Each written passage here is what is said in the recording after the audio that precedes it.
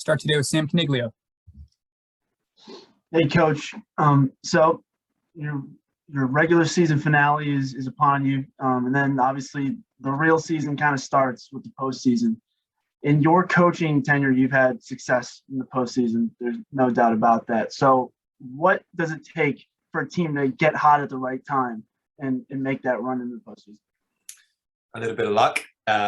Obviously, you need to have a few things fall your way, even if you think you're the better team, the dominant team. That's the funny thing about our sport, is you can still come out on the wrong side of things. So you definitely need a little bit of luck, but you also need players that believe in what you've done throughout the regular season. I think you should feel like you can take a ton of confidence from what you've achieved up to that point in the season, which is absolutely the case for us this season, with what we've done and the quality of competition that we faced. So it's about the players having the courage and the bravery to continue to try and execute what had worked for us and what has worked for us through the regular season. Even though that, it can always feel like it has the potential to always be your last game. Pressure is a privilege. I've said that a few times before, and obviously being in an opportunity to play for championships, to play for the conference title, to hopefully play for an NCAA championship here as well, should feel like it's an opportunity and a privilege for the players. So I hope we embrace that challenge and rise to the challenge of it as well. Joe Bricata. Dan, to what degree have you approached big picture with the guys at this point, where you stand in the RPI, where you could be if you get a couple more victories, or is that something you're not addressing at this point? I think they're aware enough. I think, we feel good about where we are today. Obviously, I think they're probably more aware of what Bowling Green's circumstances are. I think the way I see it for them is this is a must-win game. They have to play 2 more games, so I think a draw is enough for them as well.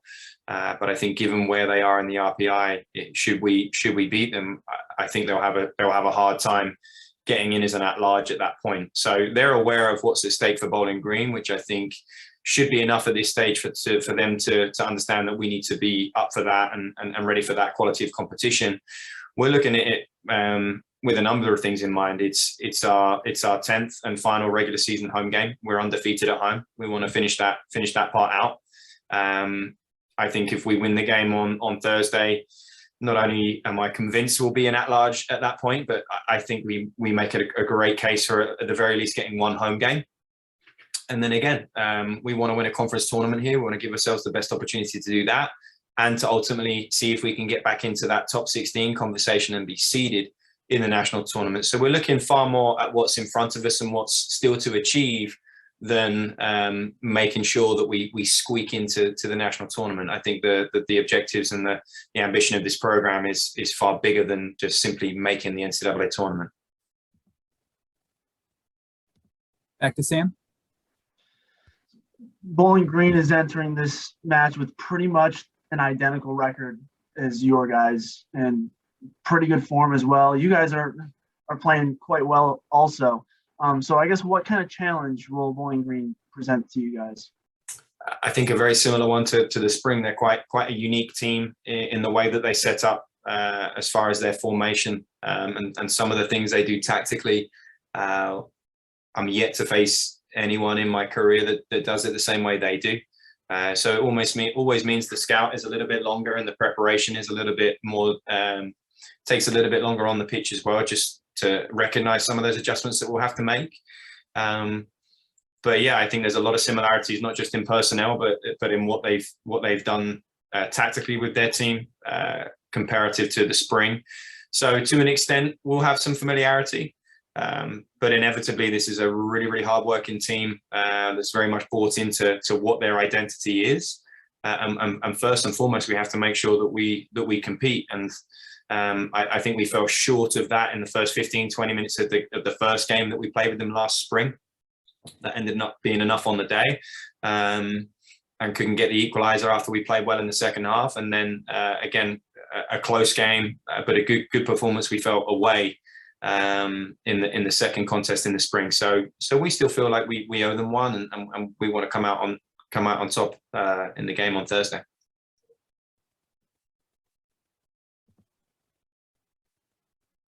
Back to Joe. Dan, there were times during the year and against some very good opponents, but you struggled to finish and struggled to find the quality you're looking for in the attacking zones. But you scored 10 in your last 3 matches. What have the guys found, and how much does it help to just build that confidence that they can finish when given the opportunities? Yeah, I think they've come at the right time for us. I think that's it got to a point obviously where you kind of had to address the elephant in the room that we were struggling a little bit to convert the quality of chances that we were making. So for the players now to see some of them hit the back of the net and hopefully build some confidence from that standpoint, we're just trying to jump on that bandwagon and continue to reinforce some of what those players have done and achieved with the goals that they've scored, and again, really kind of try to instill some confidence, because inevitably when you get to this point in the season, there will be less chances, there will be less opportunities, because the quality of competition is going to continue to increase. So it's important that we're clinical and we convert those chances if we want to have a long run, not just in our conference tournament, but in the NCAA tournament as well. Sam? Speaking of that form, Circo has scored 4 in the last 3, and he's the leading scorer by a relatively large margin. He only averages 30 minutes a game. What's led to his recent hot streak, and what does he bring to the attacking for your squad? Yeah, I thought he did really well when he came on against Kentucky, and showed not necessarily a substantial scoring threat in that game, but just his ability to manage the game for us as a single striker outlet. And he's kind of continued from there. He has a good understanding of what we do tactically. He's a big part of how we try and set up our defensive shape and our defensive front, whether we high press or not. And he has a good understanding of that aspect of things. So I have a history of picking centre forwards that, it may sound counterintuitive, but are very, very important to how we defend first and foremost, and then trust that there are other attacking threats and creative qualities that will provide Circo chances higher up the pitch. So he earned his opportunity really through his hard work and his willingness to execute tactically, both from a defensive standpoint and then from a link-up perspective. And it's nice to see in the more recent games that obviously that's led to him getting chances in the final third, chances within the penalty area. And his role should be relatively simple. He should be getting opportunities from 5, 6, 7 yards out that are simple tap-ins, one-touch finishes. He doesn't have to touch the ball 20 times, 25 times a game, but he might be on the receiving end of 50% of our best chances every game. So as long as he buys into that and he's okay with that, then he'll continue to find himself in good scoring opportunities. And obviously we hope that that's the case again tomorrow night. Keep going, Sam. Kind of similarly, Coach, we've seen you start a lot of guys at that center forward position throughout the season. We've seen a lot of guys move around, even in the last month. But obviously Circo is playing well. What goes into your decision making when you're picking that starter? Is it training? Is it form? Is it matchups? What kind of goes into that? Yeah, a little bit of everything. I think even going into tomorrow, I think as I alluded to, Bowling Green are quite unique in their defensive shape and what they do. And it might be a day where we need a different type of profile up there to exploit what space they give us and what potential weaknesses we think they may have. So it's a combination of all of those things. It's understanding what the opponent may give you and what profile of player best suits our potential to hurt them and exploit them, combined with form as well, combined with the work ethic, the training habits, what you're seeing day to day on the training field. And in fairness to Circo, he's never wavered in terms of his effort and work ethic in training. It's one of his greatest attributes and qualities, and it's why he's developed as exponentially as he has in the year that he's been with the program. So Circo's in a good run of form, and there are others that that will support him, and I'm sure at some point start instead of him. But again, I think we want to capitalize on the hot streak that he's on and keep putting him in those opportunities, because I'm sure he feels as though he's going into the game feeling as though he's going to score. I certainly hope that way anyway. Sam? Last one from me, Dan. it's senior night coming up, obviously. You had 3 guys stick around for the extra year, and you have a bunch more seniors on the squad. What have those guys brought to the program? Yeah, they've been fantastic. Obviously, I've had the good fortune of inheriting 4 of them. Obviously, your own circumstances slightly different as a graduate student, but they've been fantastic. They've been open to the changes and leaders of that change that we've tried to bring to the program, and some of it's been cultural, some of it's been related to the system and the formation and the tactics.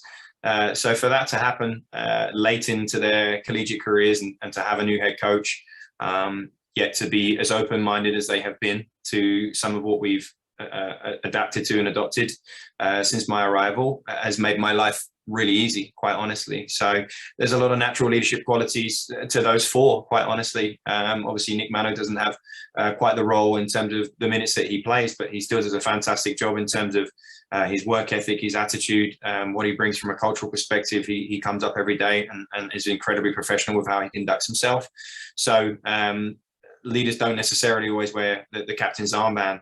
But with regards to those 4 specifically that have been here the longest, I think they understand what it means to represent this program. And I think that's ultimately what's really important to me as someone that did that, and to our staff, that you want to see the players not take this opportunity for granted, not have any sense of entitlement because of how well treated they are, but to appreciate it, to respect it, and for that to actually drive their ambition and their purpose, because they have so much and because they're so well cared for in that regard.